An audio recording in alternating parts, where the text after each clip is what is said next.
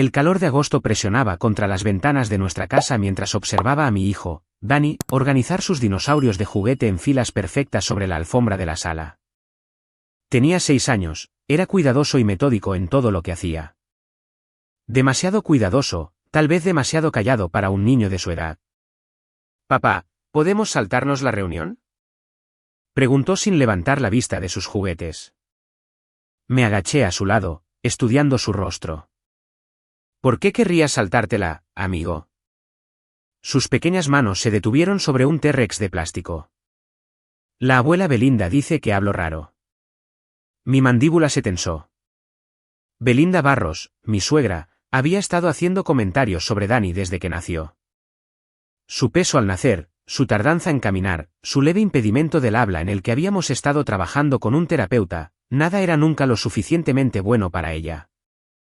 «Hablas perfectamente bien», dije, revolviendo su cabello oscuro. «Y solo nos quedaremos un par de horas». Eso era una mentira. Sabía que Carla querría quedarse todo el día. Mi esposa vivía por la aprobación de su familia, persiguiéndola como un perro tras un auto. 5 años de matrimonio me habían enseñado que los Barros eran un paquete completo. «¿Te casaste con Carla?». «Te casaste con todo el clan tóxico». Me levanté y caminé hacia la cocina donde Carla estaba empacando ensalada de papa en un recipiente. Había estado despierta desde las 6 cocinando y preocupándose, asegurándose de que todo fuera perfecto para su madre. «Carla», dije con cuidado, «tal vez deberíamos hablar con tu mamá sobre los comentarios que hace sobre Danny». Ella no levantó la vista de sellar el recipiente. «Gregorio, no empieces. Es una fiesta familiar. ¿Podemos tener solo un día sin drama?». «No estoy creando drama. Estoy tratando de proteger a nuestro hijo». Ahora ella me miró, sus ojos verdes brillando con esa familiar actitud defensiva. «Es su abuela. Ella lo ama. Eres demasiado sensible». Había escuchado esas palabras tantas veces que habían perdido su significado. «Eres demasiado sensible. Estás exagerando. No entiendes a la familia». Pero yo sí entendía a la familia. Simplemente no entendía la de ellos. Carla Barros, ahora Carla Lomelí, aunque todavía firmaba con su apellido de soltera en todo lo importante, provenía de dinero viejo en la Ciudad de México. Su familia dirigía un exitoso negocio de bienes raíces comerciales, poseía media docena de propiedades en las Lomas, y trataba a cualquiera fuera de su círculo como sirvientes. Cuando nos conocimos hace 7 años en una subasta benéfica, yo era un periodista de investigación independiente trabajando en un artículo sobre contratos municipales corruptos. Ella estaba allí representando a la compañía de su padre, hermosa y aguda en un vestido negro que probablemente costaba más que mi renta mensual. Nuestro cortejo fue rápido, tal vez demasiado rápido. A ella le gustaba que yo fuera diferente de los chicos del club campestre con los que había crecido. A mí me gustaba que ella pareciera interesada en mi trabajo, haciendo preguntas sobre mis investigaciones, riéndose de mis historias sobre rastrear fuentes en fondas lúgubres. Su familia me odió desde el primer día. Óscar Barros, su padre, me miraba como si fuera algo que se había raspado de su zapato de cuero italiano. Un periodista, había dicho en nuestra primera cena, la palabra goteando desdén. ¡Qué noble! Belinda había sido peor. Dulce en mi cara, veneno a mis espaldas. La escuché por teléfono una vez, diciéndole a alguien que yo era aceptable por ahora y que Carla entrará en razón. Cuando nació Danny, las críticas se intensificaron. Era demasiado pequeño al nacer. Lloraba demasiado. Sus ojos eran demasiado oscuros, como los míos, en lugar del azul Barros. Carla absorbía cada comentario como si fuera el evangelio, dudando de cada decisión de crianza que yo tomaba. Pero me quedé callado. Documenté. Ese era mi entrenamiento entrando en acción. Años investigando corrupción y delitos corporativos me habían enseñado paciencia. Observa, graba, espera a que surja el patrón. Y había un patrón. Vamos, dije Carla, agarrando su bolso. Vamos a llegar tarde. La hacienda de los Barros se asentaba sobre 4 acres de césped bien cuidado en una zona exclusiva de las Lomas. Una extensa casa estilo colonial con columnas blancas y contraventanas negras. Autos de lujo bordeaban un camino circular, Mercedes, BMW S, un Porsche que pertenecía al hermano de Carla, Santiago. Dinero viejo en exhibición. La mano de Dani se apretó en la mía mientras nos acercábamos al jardín trasero donde se habían reunido 50 parientes. Mesas largas cubiertas con manteles blancos. Comida de catering. Meseros circulando con bebidas. Los Barros no hacían carnes asadas casuales. Gregorio. Belinda apareció entre la multitud, alta y elegante en un traje sastre color crema, su cabello plateado peinado perfectamente. Me saludó de beso en el aire en ambas mejillas, su perfume abrumador. Qué encantador que pudieras venir. Pudieras venir, como si tuviéramos opción. Hola, Belinda, dije con calma. Ella se inclinó hacia Dani, con una sonrisa tensa. Y ahí está mi pequeño nieto. ¿Mío? Estás callado hoy, ¿verdad? Dani se presionó contra mi pierna. Está bien, dije, guiándolo hacia las mesas de comida. La hermana de Carla, Celeste, nos acorraló junto al cóctel de camarones. Era 2 años menor que Carla, más afilada, más cruel. Greg, ¿todavía haciendo esa cosita de escribir? Ahora hago consultoría, dije. Había dejado el periodismo activo hace 2 años, agotado por las amenazas de muerte y el acoso legal que conllevaba exponer a gente poderosa. Ahora ayudaba a bufetes de abogados y corporaciones con investigación de oposición. Pagaba mejor y me mantenía en casa con Dani más tiempo. Consultoría, repitió Celeste con una sonrisa burlona. ¡Qué vago! Santiago ha sido ascendido a vicepresidente en la compañía. El vicepresidente más joven en la historia de Inmobiliaria Barros. Santiago Barros era un hombre de negocios mediocre que había heredado su posición. Yo había visto los informes financieros de la compañía, Carla los había dejado en nuestra computadora una vez. Inmobiliaria Barros estaba endeudada hasta el cuello, mantenida unida por su reputación y las conexiones de Óscar. Eso es genial, dije, moviendo a Dani. Encontramos un lugar tranquilo bajo un roble. Dani se sentó en el pasto, tirando de las briznas distraídamente. Observé al clan Barros mezclarse, riendo demasiado fuerte, las bebidas fluyendo. Óscar estaba presidiendo cerca de la alberca, contando alguna historia que tenía a su audiencia cautivada. Belinda revoloteaba entre grupos, la anfitriona perfecta. Y entonces vi que le susurraba algo a Carla. Ambas miraron hacia Dani. El vello de mi nuca se erizó. Toño Peralta, mi amigo más antiguo y abogado corporativo, me había advertido hace meses. Habíamos estado tomando unos tragos en un bar cerca de su oficina cuando le confié la situación con la familia de Carla. Greg, necesitas protegerte, había dicho. Documenta todo.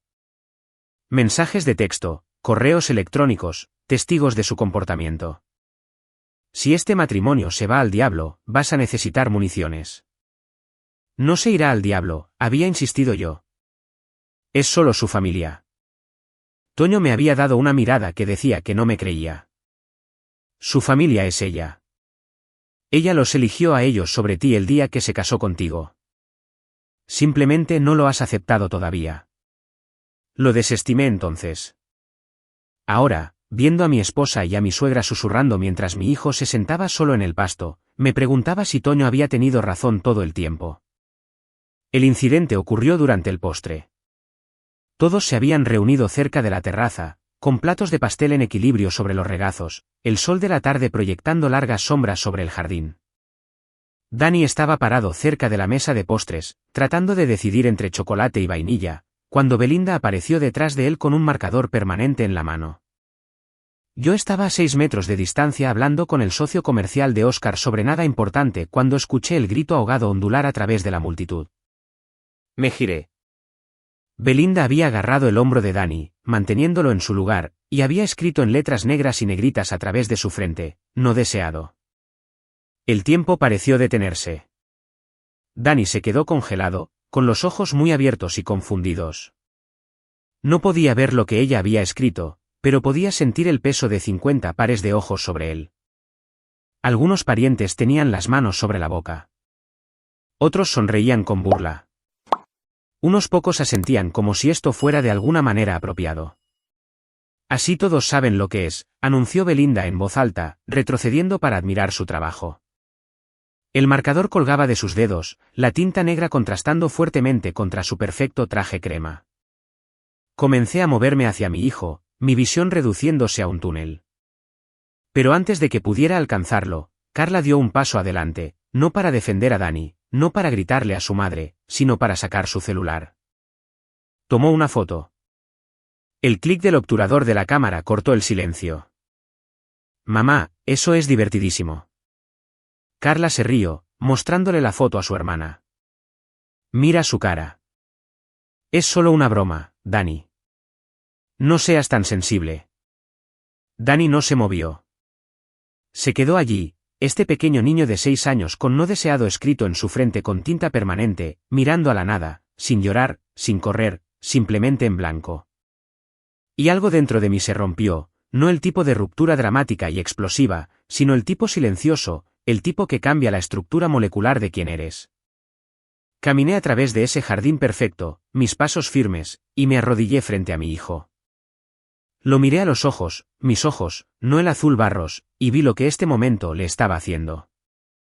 Lo que le haría si permitía que esto quedara así. Es el momento adecuado, dije en voz baja. Solo para él. Dani parpadeó. No entendía, pero lo haría. Me puse de pie y saqué mi celular. Mis manos no temblaban mientras buscaba un contacto que esperaba nunca tener que usar. Jaime Pablo, mi antiguo editor de mis días de periodismo, ahora productor principal en una cadena nacional de noticias. La multitud seguía riendo. Belinda aceptando felicitaciones como si hubiera hecho algo inteligente. Presioné llamar. Jaime contestó al segundo tono. Greg, han pasado 2 años, hombre. ¿Qué? Necesito que publiques una historia, dije, mi voz calmada y fría. Múltiples historias. Te estoy enviando documentación en la próxima hora sobre la familia Barros. Fraude financiero, evasión de impuestos, violaciones del reglamento de construcción que han pagado para encubrir. Comienza con Inmobiliaria Barros, luego te daré el resto.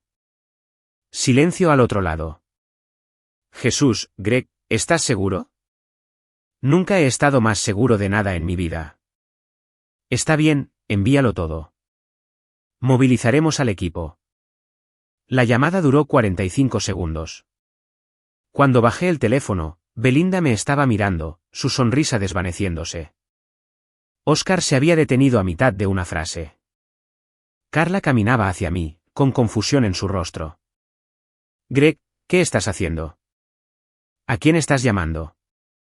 Levanté a Dani, su pequeño cuerpo temblando contra mi pecho. Esa palabra todavía garabateada en su frente. Me encontré con los ojos de mi esposa. Sacando a nuestro hijo de aquí, dije. Puedes venir con nosotros o quedarte con tu familia. Tu elección.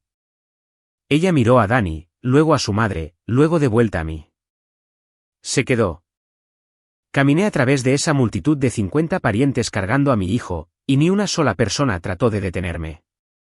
Todavía se estaban riendo, todavía tratándolo como una broma, completamente inconscientes de que la llamada que acababa de hacer desentrañaría cada mentira cuidadosamente construida que la familia Barros había edificado durante 3 generaciones. Las consecuencias durarían 3 años. Pero esa noche, mientras me sentaba en la habitación de Dani frotando el marcador permanente de su frente con alcohol mientras él finalmente lloraba, solo me importaba una cosa. Había elegido a mi hijo, y les haría pagar a todos por hacerlo sentir no deseado. La documentación que había estado recolectando silenciosamente durante 18 meses llenaba 3 discos duros externos y 17 carpetas en la nube. Cada conversación sospechosa que había escuchado en cenas familiares. Cada documento financiero que Carla había dejado descuidadamente abierto en nuestra computadora compartida. Cada mensaje de texto donde Belinda había dicho algo cruel sobre Dani que Carla había capturado y enviado a sus hermanos con emojis de risa. Trabajé durante toda la noche mientras Dani dormía inquieto en su cama, organizando archivos y creando una narrativa completa que el equipo de investigación de Jaime pudiera seguir. Para las 4 de la madrugada, Había subido todo a un servidor seguro y enviado a Jaime los códigos de acceso. Mi celular vibró a las 6 de la mañana, Jaime llamando. Esto es más grande de lo que me dijiste, dijo, su voz tensa por la emoción. Greg, las violaciones del reglamento de construcción por sí solas podrían traer cargos penales. ¿Y lo de los impuestos? Si el SAT ve esto, asegúrate de que lo hagan, dije.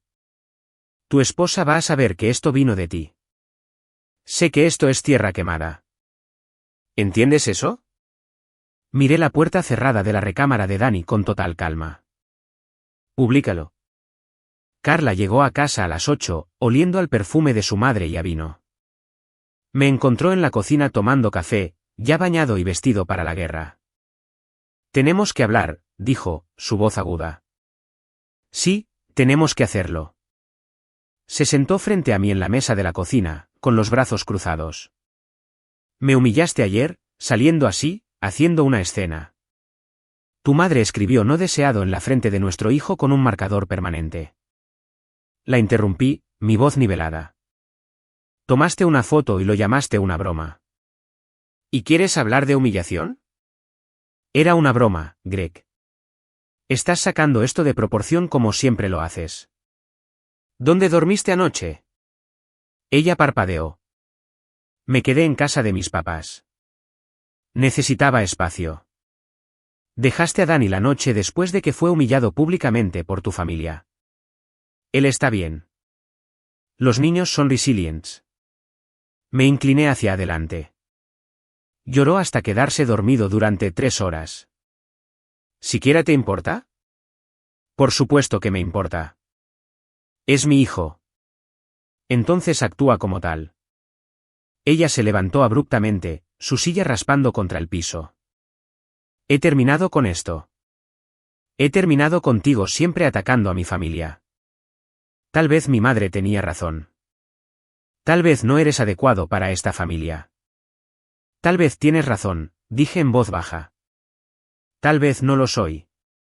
Sus ojos se abrieron ligeramente. Ella esperaba que peleara, que me disculpara, que retrocediera como lo había hecho 100 veces antes. Solicité el divorcio, continué. Toño lo está manejando. Recibirás los papeles al mediodía. Estoy buscando la custodia completa de Dani basada en evidencia documentada de abuso emocional y negligencia por parte tuya y de tu familia. El color desapareció de su rostro. No puedes hablar en serio. Nunca he hablado más en serio. Nunca obtendrás la custodia. Mi papá tiene los mejores abogados de la Ciudad de México. Tu papá está a punto de ser investigado por autoridades federales por crímenes financieros que abarcan una década. Tu madre está a punto de ser nombrada en múltiples denuncias por violación del reglamento de construcción. Y tú, Carla, estás a punto de ser expuesta como cómplice en el abuso emocional de tu propio hijo. Tengo 17 meses de documentación. Mensajes de texto donde te burlabas de Dani con tus hermanos. Fotos que tomaste de él llorando que enviaste a tu familia con emojis de risa. Correos de voz de tu madre llamándolo defectuoso contra los que nunca lo defendiste. Ella estaba temblando ahora. ¿Dónde? ¿Cómo lo? Soy un periodista de investigación, Carla. Es lo que hago. ¿O olvidaste eso cuando dejabas tu computadora desbloqueada y tu celular en la barra? Esto es una locura. Has perdido la cabeza. Sal de mi casa. Es nuestra casa. No según las escrituras. Compré esta propiedad hace 3 años solo a mi nombre. ¿Firmaste un acuerdo prenupcial, recuerdas? Uno que los abogados de tu papá redactaron para proteger los activos de los barros. Funciona en ambos sentidos. Había pasado el último año desenredando silenciosamente nuestras finanzas, moviendo activos, preparándome para este momento exacto. Toño me había ayudado, estableciendo fideicomisos y protecciones que incluso los costosos abogados de Oscar no verían venir. Carla se quedó allí atónita mientras la realidad de su situación finalmente penetraba. ¿Has estado planeando esto? He estado protegiendo a mi hijo. Hay una diferencia. Agarró su bolsa y se dirigió a la puerta, luego se volvió. Te vas a arrepentir de esto. Mi familia te destruirá. No, dije. Yo voy a destruirlos a ellos. Dile a tu madre que la primera historia sale esta noche a las 7. Querrá verla. La historia de Jaime salió en las noticias nacionales esa noche, un reportaje de investigación de 12 minutos titulado Imperio Inmobiliario de la Capital construido sobre fraude. Las imágenes eran devastadoras. Entrevistas con contratistas que habían sido presionados para falsificar informes de inspección. Inquilinos que habían vivido en edificios con violaciones del reglamento. Ex empleados de Inmobiliaria Barros que detallaban un fraude fiscal sistemático. La cara de Óscar Barros llenó la pantalla mientras un reportero lo emboscaba fuera de su oficina. Sin comentarios. Seguía repitiendo su habitual pulcritud resquebrajándose. La historia se volvió viral en cuestión de horas. Para la medianoche, el SAT había anunciado una investigación. Para la mañana, la Fiscalía General de Justicia había abierto una carpeta de investigación criminal. Lo vi todo desde mi sala, con Dani dormido arriba, inconsciente de que su padre acababa de detonar una bomba bajo toda su familia materna. Toño vino alrededor de las 10 con una botella de whisky. Realmente lo hiciste, dijo, sirviéndonos a ambos vasos generosos. La comunidad legal está zumbando. Los abogados de Óscar se están moviendo. Bien. Carla presentó una contrademanda esta tarde. Alega que eres un padre no apto, que has estado descuidando a Dani, que eres mentalmente inestable. Esperaba eso. ¿Cuál es su evidencia? Ninguna. Es desesperación. Pero Greg, necesitas estar preparado. Ella va a jugar a la víctima. Rica y hermosa mujer abandonada por su esposo inestable. Algunas personas se lo tragarán. Déjalos. Yo tengo la verdad.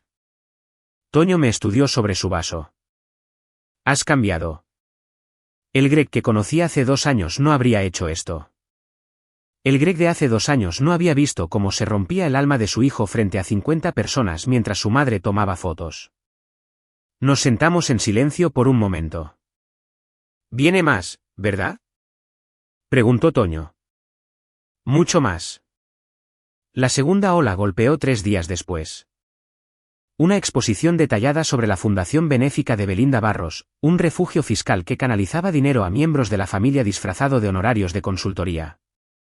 El equipo de Jaime había rastreado cada transacción, entrevistado a empleados que habían sido obligados a firmar hojas de tiempo falsas y documentado los lujosos eventos de caridad que en realidad eran vacaciones familiares. La imagen cuidadosamente cultivada de Belinda como filántropa se derrumbó de la noche a la mañana. Las páginas de sociales que una vez la adularon ahora publicaban artículos de corrección. Las juntas de caridad comenzaron a eliminar silenciosamente su nombre. Santiago Barros, el chico de oro vicepresidente, fue implicado en un esquema de sobornos con contratistas.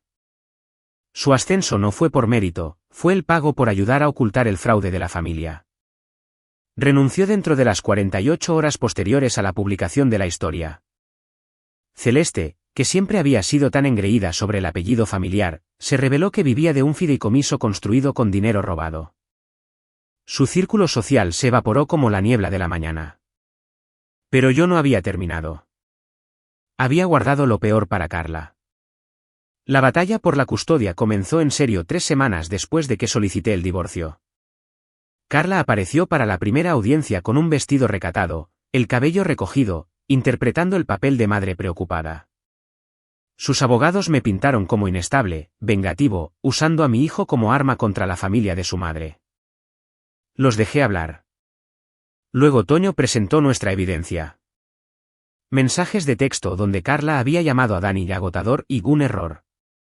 Fotos que había compartido en el chat familiar de WhatsApp burlándose de su terapia del habla. Un vídeo, uno que yo había grabado en secreto, de ella diciéndole a su madre que solo había aceptado tener un bebé para mantener a Gregorio feliz y que a veces se arrepentía. La expresión de la jueza se oscureció con cada pieza de evidencia. Pero el golpe final fue la grabación de la reunión familiar misma. Yo había estado usando una pequeña grabadora de audio, un hábito de mis días de periodismo. La jueza escuchó todo el incidente, las palabras crueles de Belinda, la risa de la multitud, la voz de Carla llamándolo divertidísimo, y luego el sollozo silencioso de Dani que solo yo había estado lo suficientemente cerca para escuchar. La sala del tribunal estaba en silencio cuando terminó la grabación. «Señor Lomelí», dijo la jueza, su voz como hielo. «¿Tiene algo que decir en su defensa?». Los abogados de Carla le susurraron urgentemente. Ella me miró, sus ojos llenos de algo entre odio e incredulidad, luego volvió a mirar a la jueza. «Fue sacado de contexto», logró decir. «Contexto», repitió la jueza. «Ya veo.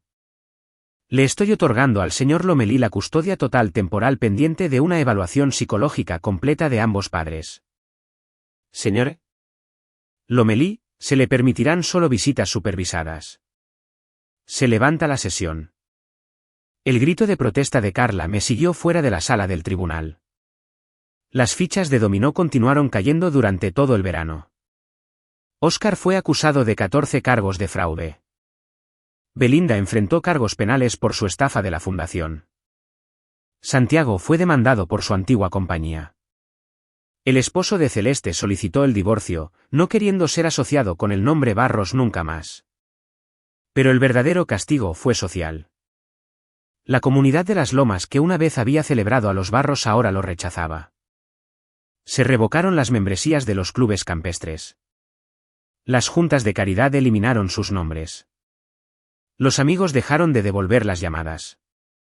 Lo vi todo desarrollarse con la fría satisfacción de alguien que había pasado años siendo hecho sentir inadecuado, finalmente demostrando que había sido la única persona decente en la habitación todo el tiempo. Dani comenzó a sanar. Encontramos una nueva terapeuta, la doctora Sara Cruz, que se especializaba en trauma infantil. Lentamente, mi hijo comenzó a sonreír de nuevo. Su habla mejoró. Empezó a jugar con otros niños en el parque en lugar de sentarse solo. Es resiliente, me dijo la doctora Cruz durante una de nuestras sesiones privadas. Pero recordará esto. Asegúrese de que recuerde que usted lo protegió. Eso es todo lo que siempre quise hacer. Las visitas supervisadas de Carla eran asuntos incómodos y tensos. Ella aparecía con juguetes caros, tratando de comprar su afecto, pero Dani apenas la miraba. La traición era demasiado fresca, demasiado profunda. ¿Por qué no me ayudaste, mamá?, le preguntó durante una visita, su voz pequeña y devastadora. Cuando la abuela me lastimó, ¿por qué no ayudaste? Carla no tuvo respuesta. Las evaluaciones psicológicas llegaron en septiembre. El doctor Marcos Rivera, el psicólogo designado por el tribunal, pasó 3 semanas entrevistándonos a Carla y a mí, observando nuestras interacciones con Dani y revisando el historial del caso. Su informe fue condenatorio para Carla. La señora Lomelí muestra un patrón de priorizar la lealtad familiar sobre el bienestar de su hijo. Demuestra una visión limitada del daño emocional causado por sus acciones y las de su familia extendida. Sus decisiones de crianza parecen estar fuertemente influenciadas por su madre, mostrando una falta de juicio independiente necesario para una crianza saludable. Para mí, el señor Lomelí demuestra fuertes instintos protectores y límites parentales apropiados. Ha priorizado la seguridad emocional y el bienestar de su hijo, incluso a un costo personal significativo. Muestra comprensión del trauma que experimentó su hijo y ha tomado medidas activas para facilitar la curación. La audiencia final de custodia fue en octubre. La familia Barros apareció con fuerza, Óscar bajo fianza, Belinda llevando su victimismo como armadura, Santiago y Celeste flanqueando a su hermana. Pensaron que su dinero y conexiones aún podrían cambiar la marea. Estaban equivocados. La jueza Marta Reynoso leyó las evaluaciones, la evidencia, el testimonio de la terapeuta de Dani. Luego miró a Carla con algo cercano a la lástima. Señor Lomelí, estoy otorgando al señor Lomelí la custodia legal y física total de Daniel Lomelí. Se le permitirán visitas, supervisadas durante los primeros 6 meses, luego sin supervisión pendiente de la finalización exitosa de un curso de crianza y terapia familiar. Además, estoy emitiendo una orden de restricción que impide a Belinda Barros cualquier contacto con el menor. Belinda se puso de pie de un salto. No puede hacer eso. Es mi nieto. Señor Barros, Puedo y lo he hecho. Sus acciones en la reunión familiar constituyeron abuso emocional. No tendrá contacto con este niño hasta el momento en que complete un programa de terapia ordenado por el tribunal y reciba aprobación por escrito del juzgado. Si viola esta orden, será declarada en desacato. El rostro de Belinda se retorció de rabia, pero Oscar la tiró hacia atrás a su asiento. La jueza continuó, además, los honorarios legales del señor Lomelí serán pagados por la señora Lomelí como parte del acuerdo de divorcio. Este caso representa un patrón claro de un padre protegiendo a un niño mientras el otro permitía el abuso. El tribunal no recompensará tal comportamiento. Carla estaba llorando ahora, el rímel corriendo por su rostro perfectamente maquillado. Pero también había ira allí, dirigida a mí, como si yo fuera el villano en esta historia. Como si hubiera hecho algo malo al proteger a su hijo. No sentí nada al mirarla. La mujer con la que me había casado se había ido, o tal vez nunca había existido. Tal vez había estado enamorado de una imagen cuidadosamente construida, la versión de Carla que existía solo cuando su familia no estaba mirando. Toño me dio una palmada en el hombro mientras salíamos de la sala del tribunal. Se acabó, Greg. Ganaste. No, dije, mirando hacia atrás a la familia Barros acurrucada junta como sobrevivientes de un naufragio. Ellos perdieron. Hay una diferencia. El divorcio se finalizó en noviembre. Carla obtuvo un pequeño acuerdo, mucho menos de lo que los abogados de su padre habían esperado, y yo obtuve a Dani. La casa se quedó conmigo. El auto se quedó conmigo. La vida que construimos se quedó conmigo porque yo la había construido, no nosotros. Yo. El imperio de Inmobiliaria Barros colapsó bajo el peso de investigaciones y demandas. Oscar aceptó un acuerdo de culpabilidad, 5 años en prisión federal por fraude. La fundación de Belinda fue disuelta y fue sentenciada a 2 años de arresto domiciliario y 5 años de libertad condicional. Santiago perdió su carrera en bienes raíces. Celeste se mudó a Mérida, tratando de escapar del apellido. ¿Y Carla? Se mudó de regreso con lo que quedaba de su familia. Una mujer de 34 años viviendo en su recámara de la infancia, visitando a su hijo 2 veces por semana bajo la atenta mirada de un supervisor designado por el tribunal. Pero mi venganza fue más profunda que sus problemas financieros y legales. Los había expuesto a la única cosa de la que su dinero no podía protegerlos, la verdad. El reportaje de Jaime había ganado premios. La historia de la corrupción de la familia Barros se convirtió en un cuento con moraleja enseñado en las escuelas de periodismo. Su nombre se convirtió en sinónimo de fraude y privilegios. Pero tenía una carta final por jugar. El sitio web anónimo apareció en línea en enero, 3 años después del incidente inicial. Alguien, no yo, oficialmente, había creado un archivo completo de las fechorías de la familia Barros. Documentos judiciales, transcripciones de entrevistas, registros financieros, todo meticulosamente organizado y con capacidad de búsqueda. Pero la página de inicio presentaba solo una cosa, la foto que Carla había tomado en la reunión familiar. La cara de Dani, no deseado escrito en su frente, parado solo mientras 50 parientes miraban y reían. Debajo, una sola leyenda, esto es lo que la familia Barros consideró una broma. El sitio web se volvió viral. Fue compartido millones de veces. Los noticieros lo recogieron. Los influencers lo discutieron. La foto se convirtió en un símbolo de dinámicas familiares tóxicas, de crueldad disfrazada de humor, del momento en que alguien finalmente dijo basta. Carla me llamó, histérica. ¿Cómo pudiste? Ese es nuestro hijo. Dijiste que querías protegerlo y pusiste su cara por todo Internet. Yo no creé el sitio web, dije con calma. Pero no lamento que exista. El mundo merece saber cómo son realmente tú y tu familia. Eres un monstruo. No, Carla. Soy un padre. Hay una diferencia. Colgué. La verdad era que yo no había creado el sitio web, pero le había dado todos los materiales a Jaime, quien se los había dado a un colega experto en tecnología, quien se los había dado a una fuente anónima. Negación plausible. Un truco de periodista. El sitio web permaneció activo. El nombre Barros quedó permanentemente manchado. Cada vez que alguien los buscaba en Google, aparecía esa foto. Cada solicitud de trabajo, cada interacción social, cada intento de reconstruir, esa imagen de crueldad estaría esperando. Dani cumplió 9 años en marzo del tercer año. Celebramos en nuestra casa, la casa que era verdaderamente nuestra ahora, con sus amigos de la escuela, sus compañeros de equipo de fútbol, niños a los que les agradaba por quien era. Ningún Barros fue invitado. Carla vino para su visita programada al día siguiente, trayendo un costoso auto a control remoto que Dani le agradeció cortésmente pero por el que no mostró interés real. Se sentaron en nuestro jardín trasero, el supervisor observando desde la distancia, y trataron de tener una conversación. ¿Cómo estuvo tu fiesta?, preguntó Carla. Bien. ¿Qué deseaste cuando apagaste las velas? Dani la miró con esos ojos oscuros, mis ojos, y dijo, que entendieras por qué papá te dejó. Carla se estremeció. Dani, eso no es justo. Tomaste una foto, dijo en voz baja. Cuando la abuela me lastimó, tomaste una foto y te reíste. ¿Qué? Ella no tuvo respuesta. Nunca tuvo respuesta. Dani se puso de pie. Tengo tarea. ¿Podemos terminar ahora? El supervisor asintió y Dani caminó de regreso a la casa sin mirar atrás a su madre.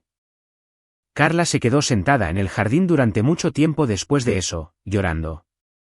Observé desde la ventana de la cocina sin sentir nada. Sin triunfo, sin satisfacción, solo la tranquila certeza de que había hecho lo correcto. Ella había elegido a su familia sobre nuestro hijo. Ahora tenía que vivir con esa elección. La marca de los 3 años llegó en agosto, el aniversario del incidente. Había llevado a Dani a acampar a Valle de Bravo, lejos de la Ciudad de México y los recuerdos. Caminamos, pescamos, asamos malvaviscos y hablamos de todo excepto de los Barros. En nuestra última noche sentados junto a la fogata, Dani preguntó, «Papá, ¿crees que mamá entenderá alguna vez?» Consideré la pregunta cuidadosamente. Creo que tu mamá te ama, amigo. Pero ama más la idea de su familia. Algunas personas nunca aprenden a elegir de manera diferente. Pero tú me elegiste a mí cada vez sin dudarlo. Él sonrió. Esa hermosa sonrisa que había estado ausente durante tanto tiempo después de la reunión. Me alegra que seas mi papá. Me alegra que seas mi hijo. Nos sentamos en un cómodo silencio, viendo el fuego consumirse hasta las brasas. Dani se quedó dormido contra mi hombro, confiado y seguro. Pensé en la llamada telefónica que había hecho hace 3 años. 45 segundos que habían cambiado todo. La llamada que había destruido un imperio familiar, terminado un matrimonio y puesto en marcha una cascada de consecuencias que todavía resonaban a través de la sociedad de la capital. Algunas personas podrían llamarlo extremo, vengativo, exagerado. Pero no habían visto la cara de Dani ese día. No lo habían escuchado llorar hasta quedarse dormido. No habían visto a un niño de 6 años aprender que su propia madre valoraba más la aprobación de su familia que su dignidad. Los Barros habían pensado que eran intocables, que su dinero y conexiones los protegerían, que un don nadie como yo, solo un periodista, solo un forastero, no podría lastimarlos.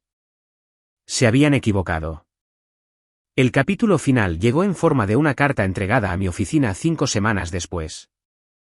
Era de Óscar Barros, escrita desde la prisión federal. Gregorio. No escribo para disculparme o para pedir perdón. Escribo porque quiero que sepas que finalmente entiendo. Tú no eras el problema. Nosotros lo éramos. Belinda y yo construimos un imperio sobre mentiras y atajos. Criamos a nuestros hijos para valorar el nombre Barros por encima de todo lo demás, integridad, compasión, incluso sus propios hijos. Le enseñamos a Carla que la lealtad familiar significaba obediencia ciega. Y cuando tuvo un hijo, le enseñó la misma lección que le enseñamos a ella, hasta que tú le mostraste que había otra manera. Lo perdí todo. Mi negocio, mi libertad, mi reputación. Pero la peor pérdida es saber que destruí mi relación con mi nieto porque no pude ver más allá de mi propia arrogancia. Dani crecerá sin conocerme. Y ese es mi castigo. Un castigo que me gané. Protegiste a tu hijo cuando nosotros le fallamos. Por eso, te respeto. Es lo único de toda esta catástrofe que puedo respetar. Óscar Barros. Leí la carta 2 veces, luego la archivé. No como reivindicación, no como victoria, solo como un registro de lo que sucedió cuando alguien finalmente se enfrentó a la maquinaria de la familia Barros. Dani llegó a casa de la escuela esa tarde, dejó caer su mochila junto a la puerta e inmediatamente comenzó a contarme sobre un proyecto de ciencias en el que estaba trabajando. Su habla era clara ahora. Su confianza había regresado. Tenía amigos, pasatiempos, una vida que no giraba en torno a complacer a abuelos imposibles de complacer. Era deseado, y yo me había asegurado de que lo supiera. Carla continuó sus visitas, tratando de reconstruir una relación que tal vez nunca se repararía por completo. A veces sentía lástima por ella, pero luego recordaba la foto, la risa, la elección que había hecho de priorizar la crueldad de su madre sobre el bienestar de su hijo. Algunos puentes, una vez quemados, no se pueden reconstruir.